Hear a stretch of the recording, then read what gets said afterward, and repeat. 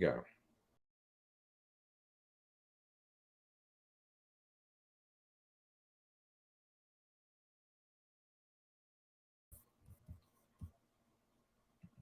Happy Friday, everybody. Thank you for joining me in the Locker Room on Friday, March 18th. I'm Alan Locher. Tony Award-winning actress Tonya Pinkins is here today to look back at her incredible career on stage and screen. Daytime television audiences will recognize Tonya for her role as Heather Dalton on As the World Turns, and of course, her portrayal of Livia Frye on All My Children. Tonya's recent performance as Alma Carthen in ABC's Women of the Movement is being touted as Emmy-worthy. Red Pill, her award-winning debut feature film, which she wrote, directed, and starred in, was an official selection at the 2021 Pan-African Film Festival and won the Best Black Lives Matter feature and Best First Feature at the Mykonos International Film Festival, Best First Feature at the Lulea Film Festival, and Red Pill is currently available on Amazon, Fandango, Vudu, DirecTV, and more. Tonya has wowed Broadway audiences as well with numerous stage roles, including Sweet Anita in Jelly's Last Jam, which earned her a Tony Award. She was also nominated for roles in Play On and Caroline or Change, where she played the title role. Her additional Broadway credits include Merrily We Roll Along, Chronicle of a Death Foretold, The Wild Party, House of Flowers, Radio Golf, A Time to Kill, and Holler If You Hear Me. I'm so excited she's here today. Please welcome to the Locker Room, Tony Award winner, Tonya Pinkins. Hello. Hello Alex. there. Hey, thank you for having me. So nice to meet you, and I so appreciate you being here. Thank you. And I must say a thank you to Jill Clausen, who connected us on Twitter and put us together for this. So thank you, Jill. It's Women's History Month, and we recently celebrated International Women's Day. What does all that mean to you? What does it mean to me? Well, I think every day should be Women's Day. I think we run the world. And I've heard that somewhere. Yeah, I'm on a show called Run the World sometimes. I guess it's nice to take a moment to think about women. I really do believe that if women could join together and work together, we could run the world. But one of the things in my movie Red Pill is this phrase I coined called misogyny, which is women hating women. And I think women as a group have been divided and conquered, but I think women have so much power. If we could stop hating ourselves as much as the world hates us, we could really run the world. That's beautifully said. Perfect. Congrats on all the Emmy talk about your role as Alma Carthen in ABC's Women of the Movement. Tell us about the role, and for those that didn't see the series, what it was about.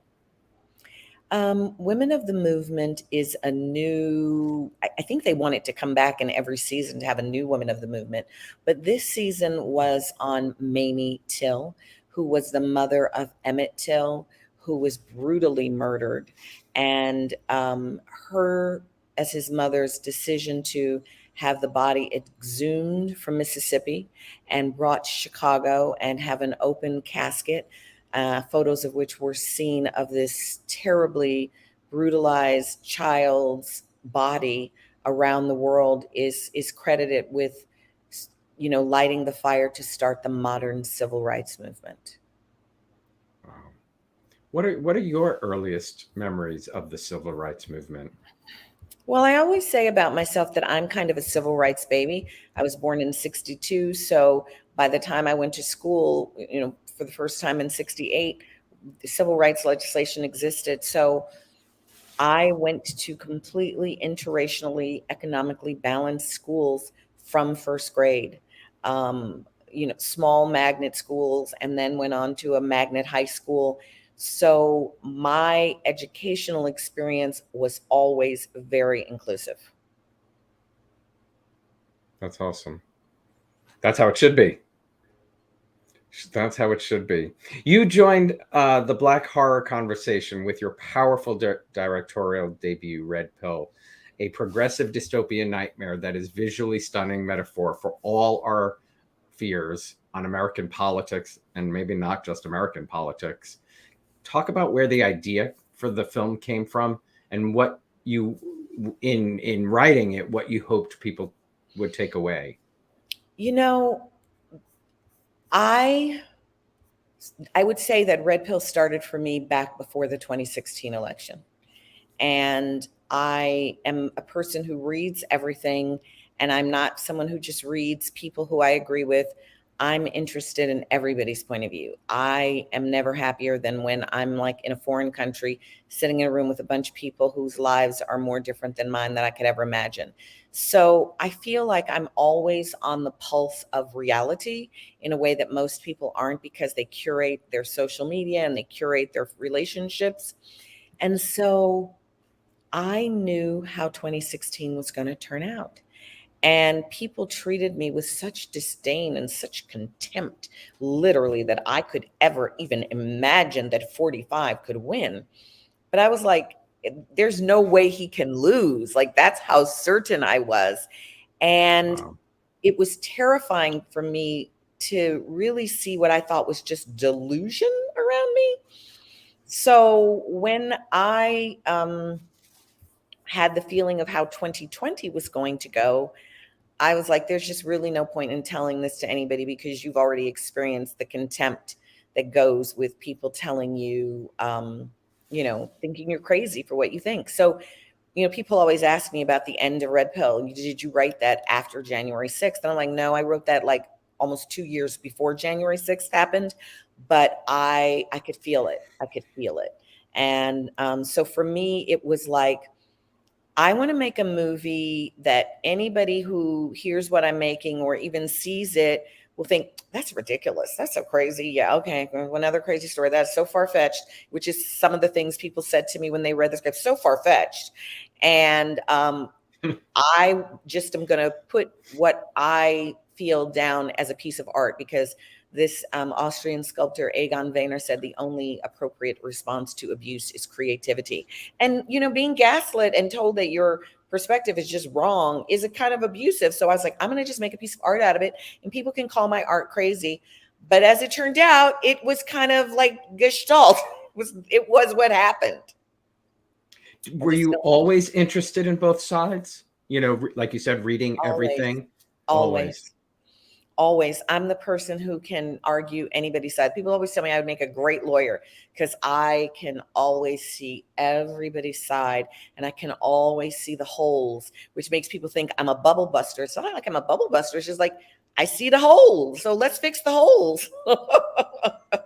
It really is a smart way to go through life. I think in education, I wish we were all educated in a way that taught us to make sure that you all, think about what our society would be if we all really looked at everything and did not curate what we took in. Unfortunately, our educational system is designed to make compliant citizens. And, I've done a lot of reading and research about the educational system.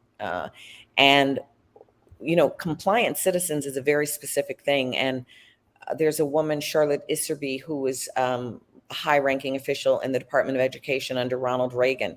And because Reagan was planning to get rid of the Department of Education, she had nothing to do. So she spent her time reading about what was the mission of the Department of Education. And she wrote a book called The Deliberate Dumbing Down of America. And part of that mission of the DOE was in making, I'm writing it down, was one, they first they thought World War I was that making compliant citizens was about war, keeping people in this state of fear and war. And that didn't work, because they found that soldiers in World War I didn't want to shoot, didn't want to kill people. So then they were like, okay, there's some people who are never going to be compliant citizens. So they spent a lot of time with programs trying to figure out who are the people that we will never be able to get to comply, and how do we track them out of the system into prison or ways where we just get rid of them.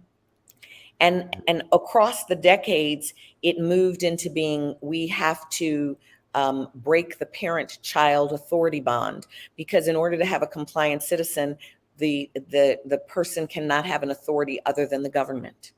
So that's when you start to see television changing, where it's not about being good kids, obeying mom and dad, but you see a different thing happening in television.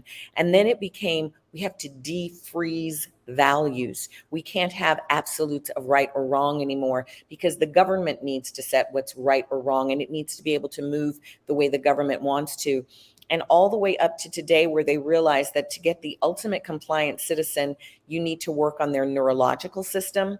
And the best way to do that is with a screen. So that's the move towards bookless education, and the fact that we all have these devices in our hand, which are not like reading books, that engages our brains.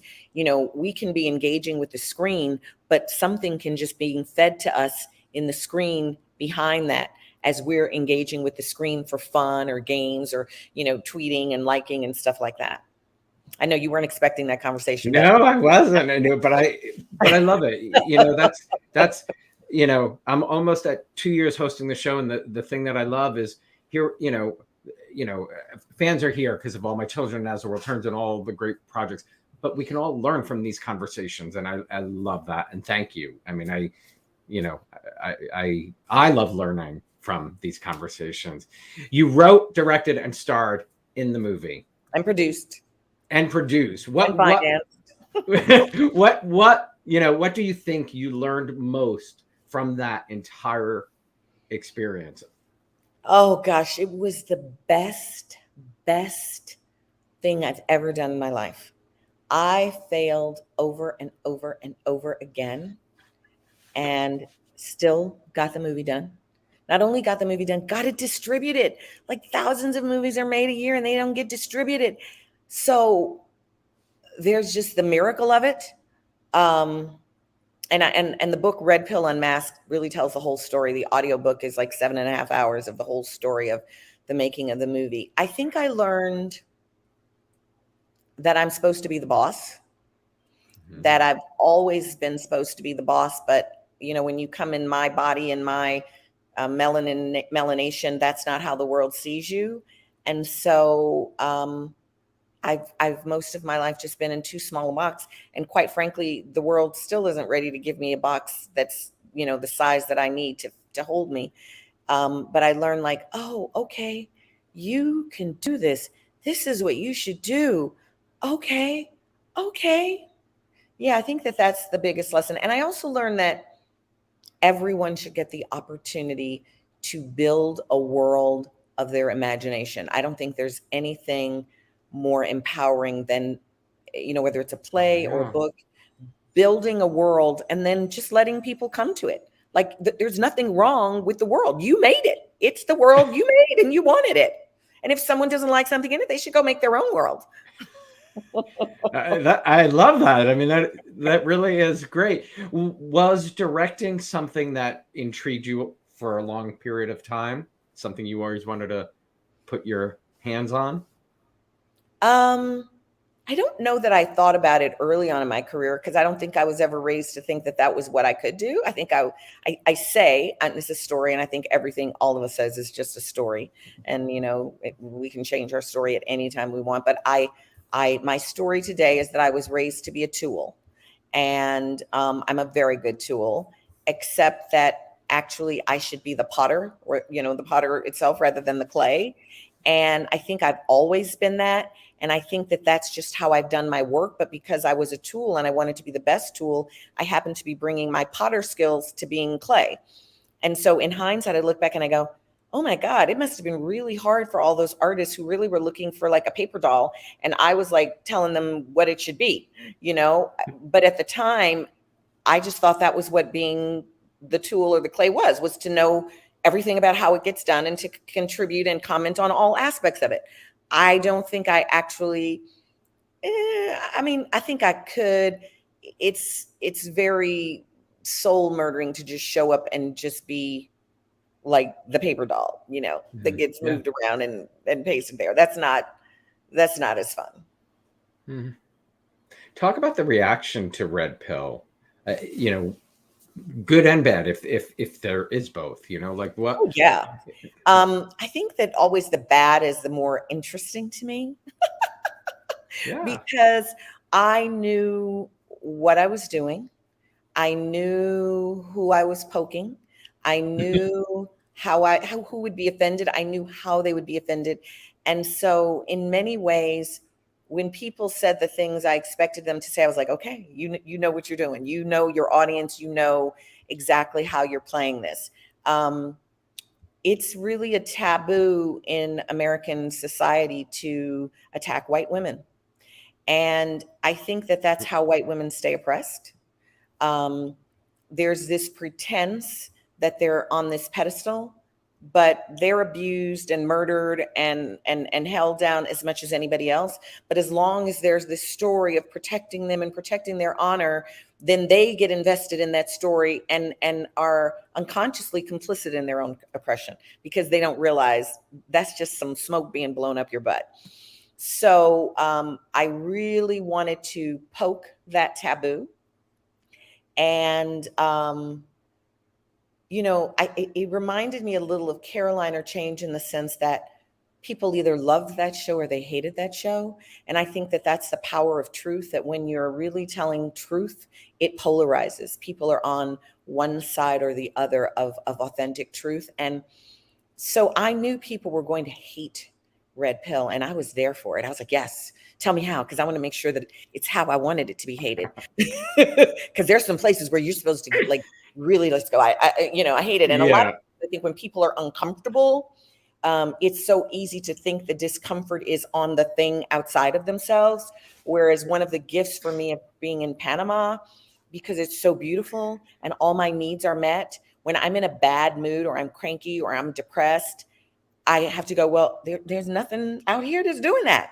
Whereas I know if I were in New York, I'd be able to go, oh, it's because of the city. Oh, it's because of that. And it's like, well, no, you still got all of that. And none of that other stuff is there. So this belongs to you. This is yours. So I feel like that's what art does. It brings up people's stuff, and they may want to think that it's on this external thing, but it's not. So I like to make things that stir you up. I think that that's really the only way to get people to change, is you have to hit that amygdala where people have an experience, and that even if they're having an uncomfortable experience, just like with educating people where stuff is going in, the what I'm trying to say is going in, even if you are trying to consciously reject it, your unconscious is getting it anyway. Well, I got to tell you, that moment, where you all drive up, and I'm not going to say, but that sign, that those were real signs. Oh, 100%. Real signs like that still. Patti LuPone was on The View yesterday and said that there were swastikas on the stage door of her theater.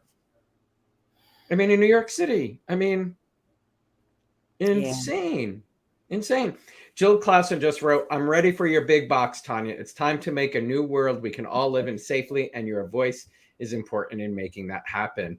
I must tell you that when Katherine Curtin walks on screen from the back, without knowing who was in your movie, I knew it was her. Like I just knew immediately. Tell us about your incredible cast. I am so lucky to have friends and colleagues who are so talented and who were willing to trust me and come play with me. This is my first movie.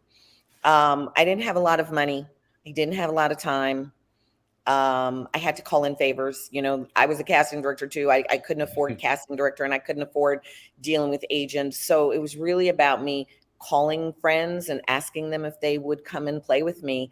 And I'll say that, for other writers and creators out there,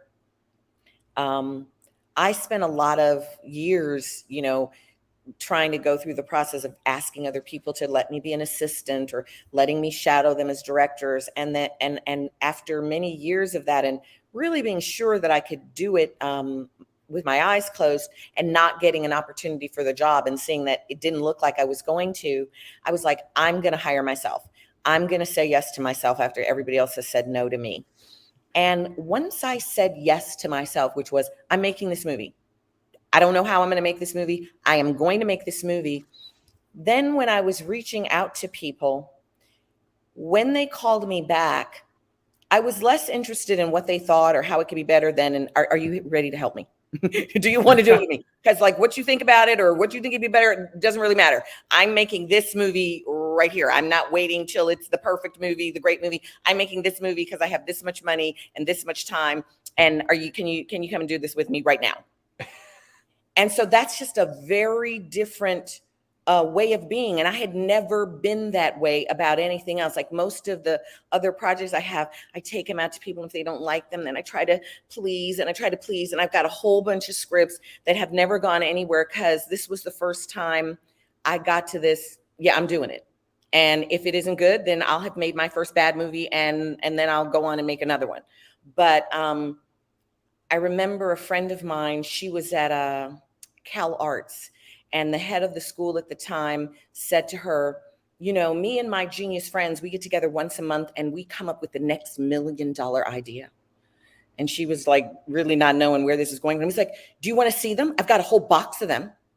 And she just was kind of like, I don't know where this is going. And he said to her, everybody can come up with $1 million idea. The genius thing is to complete one idea. And I was like, that was where I got to about Red Pill. Is like, I've been saying I want to make a movie, so I'm going to make a movie. Maybe I'll make a bad movie, but I'm going to make a movie. And just the fact that I completed a movie, even if it didn't get distributed, would have put me in a class of so few people in the world. No. That was what it was. I'm making a movie. And from beginning to end. From beginning to end. Yeah. Amazing. You have an event coming up on April 1st with director and producer Warrington Hudlin. Tell everybody about it. Well, I'm, always trying to learn the next big thing. I will tell you that this whole metaverse thing, I feel too old. I'm just like, I can't do it. But I have an Oculus Rift, and I had a friend who was kind enough to sort of start showing me around the Altverse, which is, I think, Microsoft's universe. And Warrington Hudlin has his own universe, which is called We Watch Together. And so in, trying to stay present with what is going on April 1st, we are going to have a virtual screening of Red Pill. Now, you don't have to be in an Oculus to participate. You can actually set up an alt space VR account on your computer, and you can watch on your computer. But if you're in your Oculus, you can come into the Harlem film space. You can watch the movie as an avatar with us. Once we close that event down, we're going to move to this art gallery party space where there are going to be some live performances. Laura Bell Bundy is talking about performing. I'm going to see her on Sunday. Okay. And Jim, people who have songs in my movie. So Warrington and I are going to be in avatars, and we're going to sit and have a conversation about Red Pill, and then there are going to be live performances. There's masks in the movie. So we've created wearable masks. So when you come to the after party, you can, pull from your choice of masks and you can walk around at the party. Incredible. I mean, some of that's even over my head, but just for everybody watching, there is a link on the YouTube page for the event on April 1st. So if you'd like to attend, please go there. What do you attribute your early love of the arts to?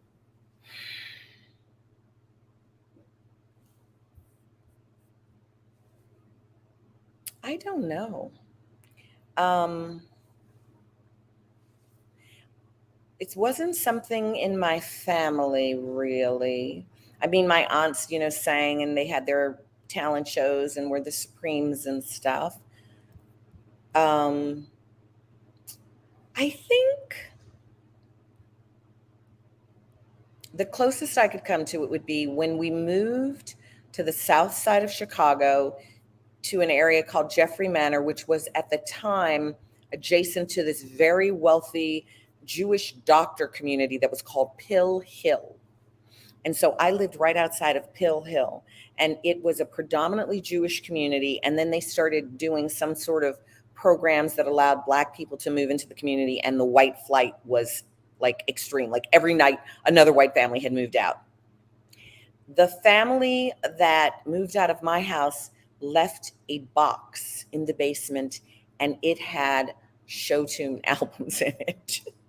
Flower Drum Song, some Barbara Streisand albums, and that, it, like Send in the Clowns. I don't know what the album was in there. Yeah. What else was in there? Send in the Clowns was in there.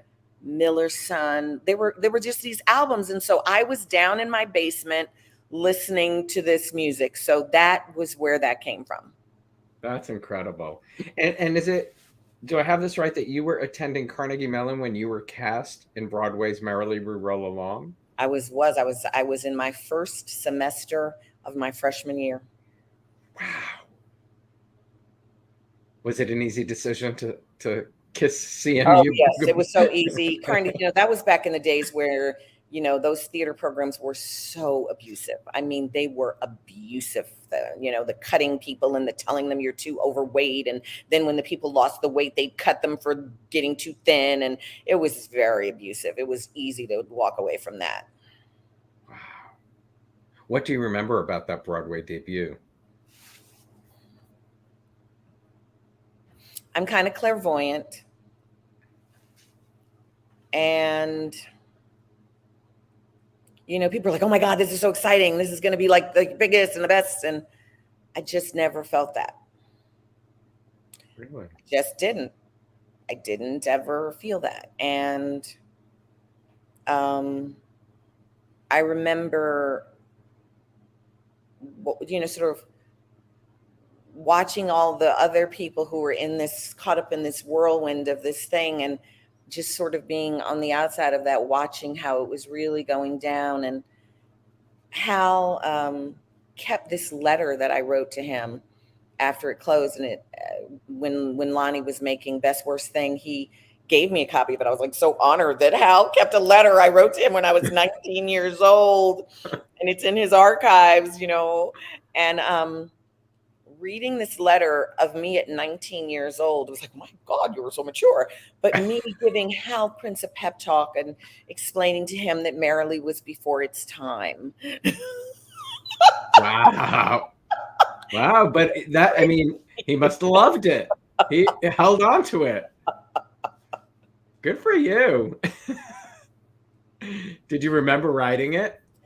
When I saw it, I did, because it was actually on Merrily stationery that someone had given us for opening night. And it was like, wow, okay.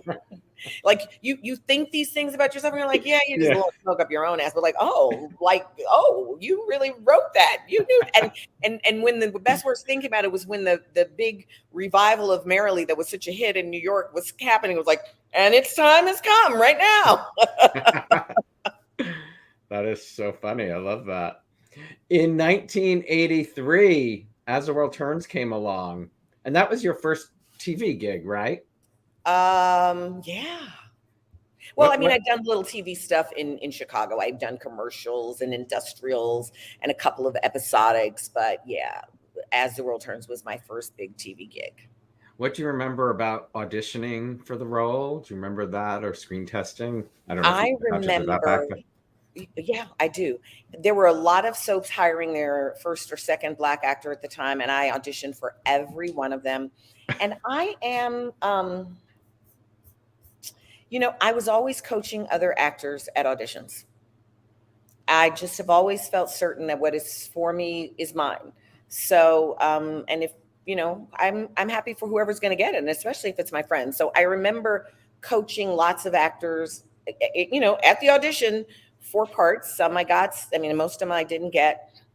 And World Turns, wow. The cast that I was the kids with, Marissa Tomei, Steven Weber, Finn Carter, Meg Ryan, Julianne Moore. We were the kids. And getting to sing Nobody Loves Me Like You Do. Like, I'm the first person who sang that, even though people know it from Whitney Houston and Jermaine Jackson. But I'm the first person who sang that song at Steve and Betsy's wedding. Yeah. So many cool things.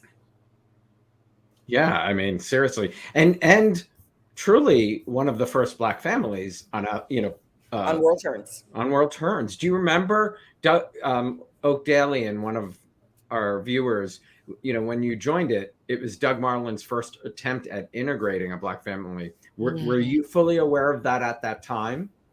I wasn't aware of that, but I was aware of Doug Marland as a writer and of what he was bringing. And that really made for a very, very tense place to work, because it was like they started paying attention to what was happening in the actor's offstage life and incorporating it into the show. So I remember it was very, very tense there.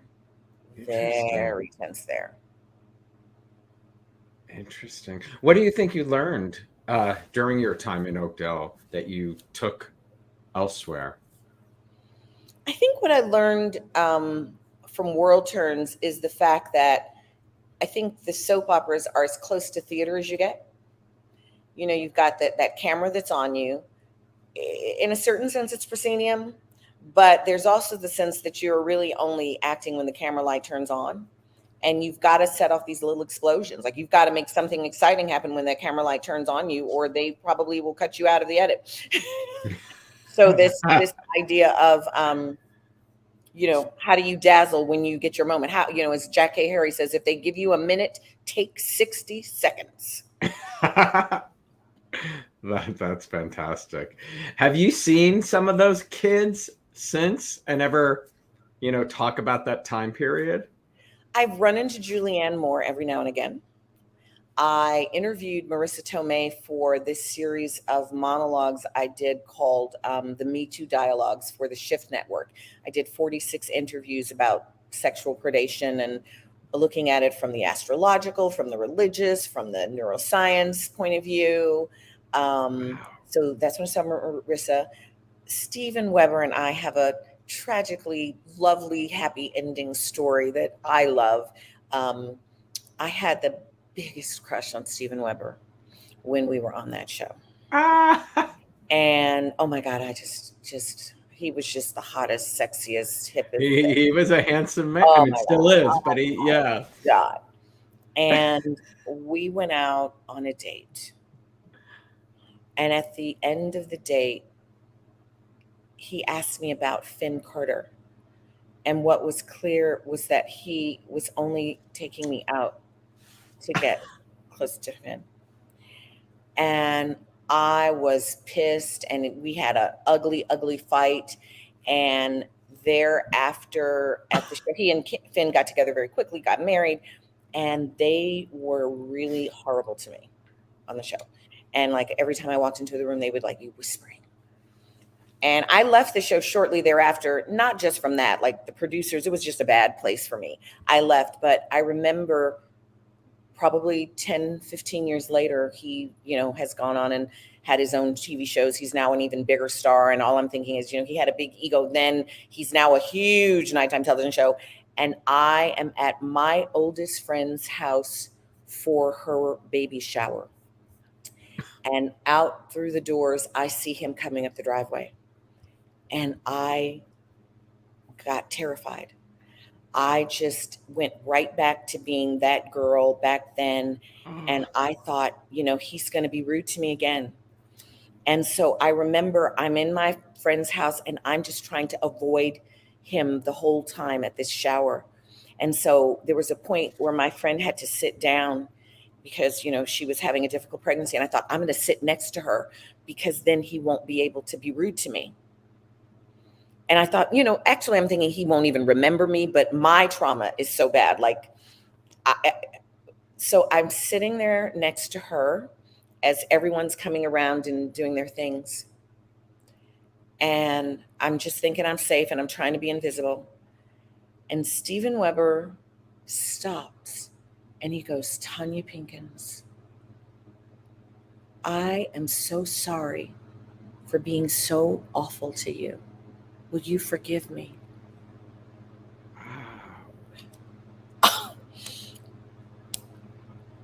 Wow. That he remembered, Right. An apology is never too late. No, it's never too late, but you didn't even expect him to know who you were, you said. You just said not that. at all.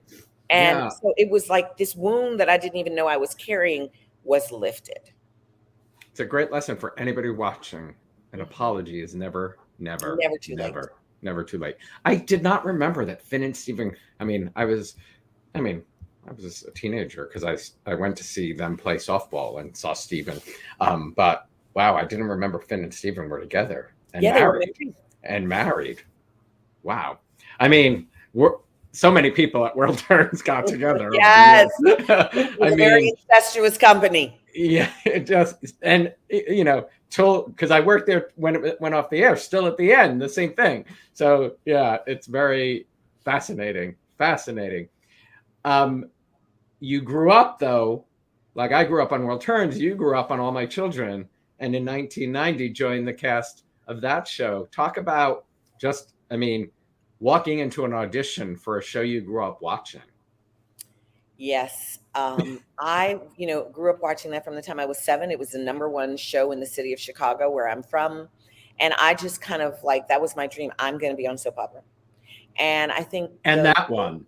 And that one. And I think one of the first auditions I got, the first test deals I was offered was for that one, for the role of Angie. And I had gotten Joan DiCecco was the casting director. And I had at that time, people didn't do exclusive agents. So I had the test deal for All My Children with one agent. And I had been cast in Tintypes at Actors Theater of Louisville with another agent. Didn't know how to put those things together. And I had to leave for Louisville on Saturday. And my test deal was on Sunday. And so I turned down Louisville because I just knew I was going to get All My Children. And Monday morning, they called and canceled the test deal because it turned out they had an offer that was out that had been accepted by Debbie Morgan. Crushed? Were you crushed? Yes. I'm sure. Crushed. But then, fast forward, it's like 15 years later, I'm doing Jelly's Last Jam in Los Angeles. A friend of mine, brilliant actress, Cynthia Martels, tells me that she is about to test deal for this new role on All My Children. Now, I'm in LA. This is testing in New York. I call my agent and say, could you see if I could get in on that test? Joan DiCecco remembered me from 15 years before. And she got them to let me come in at the test deal for Livia. That's amazing. Did you have to screen test with anybody? I don't even remember. Maybe Bill. Maybe it was me and Bill. Yeah. Well, yeah. Stepping foot on that set the first day. Getting to be in Pine Valley. Oh my God. Were your eyes everywhere? Yeah. That was like, oh my God, that was so exciting. Do you remember who you met kind of that first day? Like, well, the people I remember most are 2 directors who I think they both have gone on. And one was Paul. They might have both been Pauls. One had long gray silver hair, and one had short hair. So they were characters. They could have had their own shows. So, they will always be memorable for me. Of course, Lucci. Why can't I remember what her real name is? Brooke. What's her real name? Julia Barr. Julia Barr. I was thinking about it the other day. I was trying to remember, what is Brooke's name? Well, you grew up with it being Brooke. Yeah, she was Brooke. Since you're 7, it's in your mind. Exactly. Yeah, it was a dream come true to get to be on All My Children. And did you watch All My Children because your family did? Yeah. And so what was it like for them? My family's kind of low key, so I don't know. I don't know. You were involved in a love triangle with Tom Cudahy and Lucas Barnes, played by Richard Schoberg and Richard Lawson. What do you remember about working with those gents? Schoberg is so sweet. He's just one of the dearest men. And Richard Lawson, he is just he's like a Lothario. a Lothario. Isn't he married to Beyonce's mama now? Oh, is he? Yes, Yeah. he is. Oh, okay. Large and in charge then. Oh yeah. Oh yeah. And Dondre Whitfield played your son, right? Dondre Whitfield played my son, and Michael B. Jordan was there as well. Isn't it amazing? You know what walks through the doors in daytime. You Yeah, know, Sherry in Hamlin, Oakdale, Bill Christian. From Oakdale to Pine Valley for you. You Yeah. know, well, it's crazy. Really, it's something. Do you have a favorite storyline at All My Children? You know, I only had that one storyline. Really was my wedding love triangle. That was the only time I had a front burner storyline. The rest of the time, I was really the lawyer for Brooke and the lawyer for Lucci. And other than that, that was really the only storylines I had was that love triangle. A lot of lines to learn as a lawyer, aren't there? Yeah, yeah. I got really good at in, out, in, out. And like, people who remember all their lines from the last one, like, nope, I don't remember any lines. In, out, Flush out. it. Flushing it, flushing it, flushing it. You got to sing at your own wedding on All My Children too. What did you sing? Do you Did I remember? get to sing at my wedding there? I think so. I know I sang at Mona's funeral. I know that Peebo Bryson was on there with me, and I sang with Peebo Bryson on there. I got to write some songs on there, and I got to write some background music for All My Children. Oh, I don't that's remember great. if I sang at my own wedding, but I did look beautiful. I had a beautiful wedding dress. I don't remember if I sang at my own wedding. I can't remember. But that's great. Getting to write music as well for the show. Yeah. And what do you 1992 Broadway? I saw you in this Jelly's Last Jam. What talk about that experience? The show, the night at the Tonys. I always say that's kind of the show that I earned my stripes on. That's my story. My story, I earned my stripes on that. George Wolfe is a director, producer, writer who I have a great deal of respect for. And once you've worked with him, you are kind of ruined for life. His genius is unparalleled. And I sort of have a great George story. I have a lot of great stories. I got to write my memoirs. You do. You George, absolutely. George and I met while he was still in graduate school at NYU. Wow. And this woman, Catherine Bostic, I was doing my first nightclub act at Sweetwater's, which happens to incidentally be where Whitney Houston did her first nightclub act, and I saw her first 6 public performances. So I was doing my first nightclub act at Sweetwater, and I had met Catherine, and she was going to be my music director. And she said, "You've got to meet this friend of mine." So I meet this man. I start reading his writing. I'm reading what would become the Colored Museum. And I'm just blown away. And I'm like, yes, yes. So my expectation of what he would write for me and what he did wrote for me were different. What he wrote for me was the best nightclub show I've ever had. But however I communicated that I wanted more of the kind of character monologues,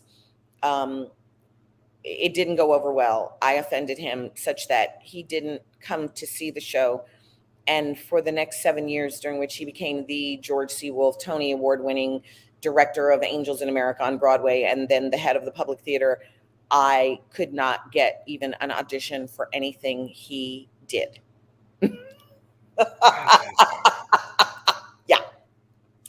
So, I was like, okay, I put my foot in my mouth again. I'm known for putting my foot in my mouth. I do that kind of regularly. And then one day, out of the blue, I get a call with an offer to come and replace someone in something George is directing. We called it Slaving in Gonab, but it's Caucasian Chalk Circle that he was directing in masks. And someone was leaving, Cynthia Martels again, who told me about the audition for All My Children. Cynthia was leaving, and George offered me to replace her. And of course I said yes, like a chance to get back in with the brilliant George C. Wolfe, and became friends with Charlene Woodard there. And, one day he comes in and he's like, "Tonya, I think I need you to come and read something for me." And I don't know what I'm reading, but, George is asking me to read something for him. And, that was the time when people did demos for people all the time. I got to do demos with Joe Morton for a Daddy Longlegs musical. And so they asked me to come to this woman's house and to, sing a song and read some scenes. And I didn't know I was auditioning for a job. I thought I was just, demoing some material for them. And then they asked me to do this part. And now I haven't even seen the script. Okay. All I've seen is the scene and heard the song, and now I'm getting the offer to go out to the Tabor Forum to do something. I was nursing my second son, and I read that script on the plane headed to LA. Wow. And up until that point, I had only played like ingenues. And I was like, oh, this is a woman like my mother and my grandmother. Oh, this is a real woman. I don't know. I know what it is, but I don't know that I can do what it is. I've never done this. And so I was excited to try, but I really was afraid. And then when I got to the theater to go to rehearsal, come to find out that everybody else had been working on this show for a couple of years. And I was the only new person. Oh, wow. And that the person who'd been playing my part was now in the chorus. So I'm walking into a hostile room. So between the discomfort of that, the fact that I'm really shy and I didn't know what I was doing, I was afraid to show anything in rehearsal. I would go home and I would work it all out and I'd be acting it out in my living room. And then I'd get to work and I would just be like head down, going through the motions. I wouldn't do anything. And I told myself, if I could just make it 2 weeks to the run through, if I could show them in a run through, because if I try any little bit of what I want to do and they give me a note, I'm going to be too afraid to keep going. So I got to be able to just do it all at once and just show you everything I got, because if you show me and you give me a criticism, I just won't have the nerve to keep it up. So the night before the run through, Mary Bond Davis was having a cabaret act on Sunset Boulevard. And I arrived and George's car both arrived at the same time. George later told me that he had planned to fire me the next day. But the fact that our cars showed up at the exact same moment felt like a sign to him that he should let me do the run through. Wow. Wow. Yeah. That timing is everything, isn't it? Yeah. So I did the run through and I brought in all this stuff that I had never done in the rehearsal room because I was too afraid. And, everybody was like shocked because pretty much everybody had written me off. Like, who is this loser that they brought in? But then I brought it. Wow. And what a cast. Keith David, Ruben Santiago Hudson, Stanley Wayne Mathis, Ann Duquesne. Oh, it was an amazing cast. Do you remember Tony night? I do. See, someone's name who's so important to me just fell out of my head. Gene London. There was a man in New York named Gene London, and he was a costumer, and he had collected, whenever the studios would be getting rid of stuff, he would collect it. And Gene London said that it's all about the undergarment, that you decide what body you want to have, and you build the undergarment for the body you want to have, and then you have the dress tapered onto that. And so Gene London had these little ladies who were sewing me into undergarments, and I had this beautiful navy blue satin one-shoulder dress. People don't know this, that for the award ceremonies, some of the biggest jewelers in the world will let you borrow their jewels for the night. So I had $1 million worth of Harry Winston diamonds on. And it was like fairy tale princess night. Frank Rich of the New York Times had already said on Friday in the Times his predictions that I was not going to win. And so I was just getting to go and have a party, fun dress up night. Look like a princess. Right. People don't know that actors have to buy their tickets to the Tonys and to the party. Sometimes your producers will if you're a nominee. My producers had only bought my ticket to the Tonys. They didn't buy me party tickets. So, there was just no expectation that I was going to win. So I wasn't under any pressure. And I remember George, he's so funny. He had this thing that he would do with us, and he would say, you have to practice your posture for, the moment when they say, and the winner is somebody else. And how you kind of keep the smile, but you take it in your lower back. You keep the smile going, but you just take a little dip in your lower back, smiling for somebody else. I love that.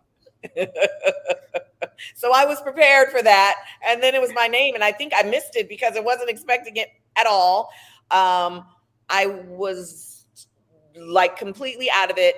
People were saying hi to me as I walked off stage. I was in a dizzy daze. I didn't even recognize that it was my cast who performed right after my award was announced. Didn't recognize anyone.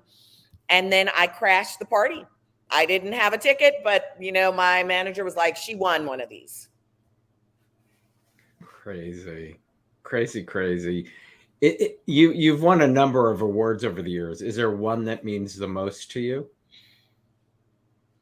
I would say it's the Tony because it's the one I knew about as a kid and that I always wanted to grow up and win. That's awesome. And is Jelly, I mean, you've done so many stage roles. Is there a favorite stage role you've performed? There are two for different reasons. Play On, because I got to be funny and dramatic and like sort of show off so much of my range. But very few people got to see it because the producer closed it even before Tony voters could see it, even though it was nominated for a number of Tonys. And then Caroline or Change, because that was the first time I got a bowl that was big enough to hold me and that I could actually expand into. And I was like, oh, I got all this. Oh, I got all this. And it changed my life because thereafter I was like, I can't stuff this into a little bowl anymore. I love that. And I got to tell you, I loved reading this. You're a deadhead. Yes. When I met my agents at Talent House, the first thing I said to them is zombie anything. That's the best thing I've ever read. I read that and I was like, I can't believe that. Where did that begin for you?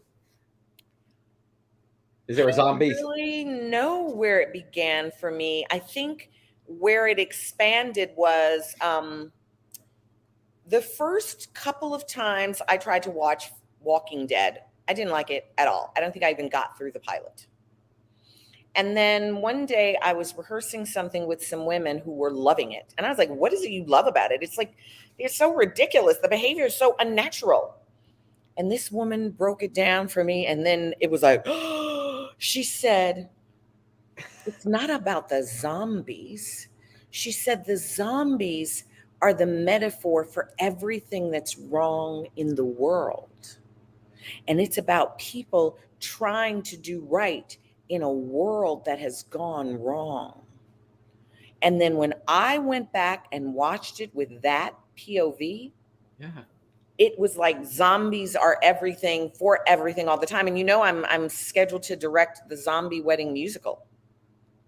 I did not know that. And we just had a meeting yesterday. We're still raising the rest. Where is that going to be? Well, hopefully we'll shoot it this year in New Jersey. Greg D'Alessandro, Joe Corcoran wrote it, and we have some of the money. We just want more. I love it. Let me know. I'll play a zombie. I live in New Jersey. Okay. I always wanted to play a zombie. I used to ask my friends on zombie shows, can I just be an extra to play a zombie? And then I got to be a zombie, and then I got to be Martha, which is like my best television role, and that she got to be a zombie was like so awesome. and a zombie who believed in the power of zombies and that zombies were the future. And then she was killing people with her zombies. It was just epic. She was fantastic. I am a Walking Dead and a fear of the Walking Dead. So you were fantastic on that. Thank you. I had a ball. Yeah, it was fantastic. Travis was asking, what was your experience like playing Alama Matabo on 24? You were kidnapped and gassed by terrorists. First of all, there's shows that you love, and that was one of mine. And oftentimes when there's a show that I'm really, really crazy and love about, I write a letter to the producers. I don't know that they ever get it, but that was one of those shows where I really wanted to be on that show. And it was like, it was supposed to be the final season. So I had been watching that show from the very beginning and getting to play and have Jack try to kill me. It was just awesome. Like, I always say, there are these moments in your life, if you're lucky, where you go, today's a good day to die. And, getting to do 24 and getting to do Fear of the Walking Dead, getting to be on All My Children, like, today's a good day to die. Like, this is something I always dreamed of. It's a good day to die. And I love how you've made these things happen. I came to 24 very late, but my God, I loved that show. Yes. Changed the face of television. Well, what are you loving today? What shows do I love?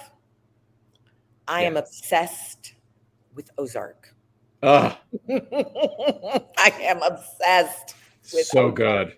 So good. Those women on that show, every one of them is fantastic. And I love him too. But you keep waiting for, like, when is he gonna lose it? Because you're right. He plays it so right. It's just the way and that's what I love about him, because it is such a, Marty is just like, Marty, when Marty loses it, everybody better watch out, because Marty is just like, You're caught up, right? Yeah, I'm caught up. I worked with Tom Pelfrey, who played Laura's brother in last season. Yeah. Didn't she become Lady M last season? Woo! Woo! Is that a show you would have loved to have done? Loved to have done. Oh my God, I would have loved to have been on that show. That show is, and this is the last season of it too, isn't it? Yeah, it really, yeah. I love that show. Love that show. I love that. I loved Squid Game. I love all the South Korean. So Squid Game, I did in one night. I couldn't stop. Oh, that's a lot in one night. 9 hours. I couldn't stop. Did you have nightmares after that? No, I loved it. Red Pill was edited in South Korea. My editor, Minji Kong, South Korean woman. Wow. I don't think I've watched many Korean things. That was phenomenal. And I was thrilled to see the two actors win. Was it a SAG award? I think it was a SAG award. I think they won. I love that show. The lead guy and the young girl, phenomenal, had won awards for their performances. Have you always been socially, social activism? Have you always been outspoken? Since I was like a little child, like 6 or 7. Do you remember what the first thing that you spoke out about was? I started I don't even know what you'd call it, but I sort of wrecked the army base in Fort Leonard Wood, Missouri. There were kids from every background on the base, and kids being kids, and I was 7, and most of the kids were older. And I remember the kids had gotten together. I was down visiting my aunt, and they were going to make 2 younger kids have sex. Like maybe a 5-year-old and a 3-year-old. And I knew that was wrong. And I went and got the adults. And it ended up making everybody, the white people and the black people, stopped talking to each other because I was black. But they all had been friends. I was the newbie, but it became a black-white thing, weirdly. The kids that they were trying to make have sex were white kids. But yeah, I remember that. And I had to go find friends somewhere else, because I was the outcast for both sets. Wow. Has your activism had any effect on your career? Absolutely. there are people who don't want to work with me. I actually think, I wrote this essay, why was fed up with black and white performative activism in the American theater last year, largely in response to all of the Black Lives Matter from companies and then the We See You White America thing. And I was just like, everybody's just performing. I still do not see a vision for a better theater that looks like the world. I don't see it. Nobody has put that forth. I think Color of Change has been trying to work with them, so they may have a vision, but everything that I've seen so far, including what shows have gotten on, and there were all these black shows, and I was like, yeah, all performative. It's all performative. So I'm usually offered a couple of shows every year. This would probably be the first season where I was not offered a single show. And I was like, yeah, because I've put it out there and everybody's like, yeah, if you bring her in the room, she's going to hold your feet to the fire, or you think she's going to hold your feet to the fire. So let's just find the people who would just be grateful and happy to have access. Keep doing what you're doing. It matters. And keep making films like Red Pill. Oh, thank you. It's really a pleasure to meet you. I could talk to you for hours. You were a delight. Thank you. Delight. Best of luck with it. And everybody, if you want to attend the Metaverse on April 1st. You can screen it anytime on Amazon, and you can write to me. I love to talk to people about it because there's so many layers to it, and the book tells you more of them. Like, it's a movie you can watch several times, and every time you're going to get another layer. There's nothing in it that I invented. It's all real. It's all based in factual, real, historical things. So yeah, watch Red Pill and write to me, and we'll talk about it. Have a great afternoon. Hope to see you again anytime. Bye-bye, Tonya. Thanks so much. Thanks, everybody, for joining us today. I told you at the beginning I watched Red Pill. Please watch it. Very powerful. I watched it on Amazon, but it is available everywhere. Join me Monday when General Hospital's Ken Schreiner joins me live to celebrate over 4 decades on that show. Please subscribe to my YouTube channel. Turn on the notifications for reminders of all upcoming shows. I hope you all have a great weekend and stay safe.